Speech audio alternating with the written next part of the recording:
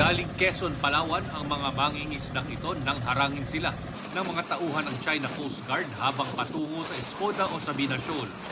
Kwento ng isa sa mga mangingisda, madaling araw ng October 12, 30 milya mula sa Escoda, namataan nila ang malaking barko ng CCG.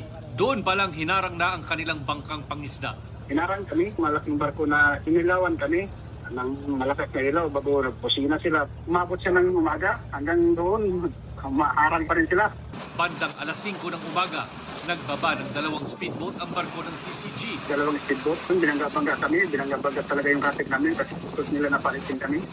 Kaya naudlot ang pakay nila na mangisda sana sa Escoda Shoal. Puro yung hindi lang siguro mag-15, barko yung umarang sa amin. Wala kami nakitang barko sa Pilipinas. Ang Sabina o Escoda Shoal ay nasa loob ng Exclusive Economic Zone ng Pilipinas dahil 140 kilometers lang ang layo nito mula sa Palawan. Sinubukan itong bantayan ng Philippine Coast Guard sa pamamagitan ng paglalagay ng BRP Teresa Magbanwa para magpatrolya. Pero noong Setyembre, ipinul out ito dahil sa kalagayan ng mga crew nito, kakulangan ng pagkain at masamang panahon. Iniimbestigahan ng AFP Western Command ang nangyari. Git nila, 24 oras nilang binabantayan ang West Philippine Sea.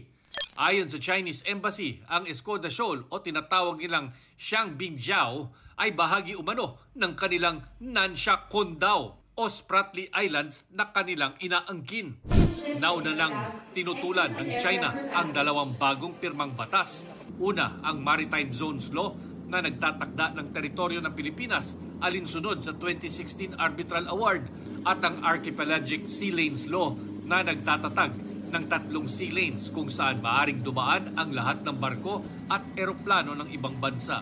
Iginiit din ng China ang baseline ng kanilang territorial sea sa paligid ng Huangyandao na tinawag nila sa Baho de Masinloc o Scarborough Shoal.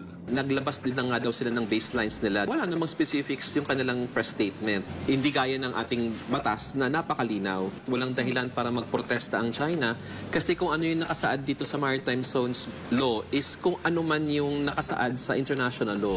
Para sa GMA Integrated News, Chino Gaston ang inyong saksi.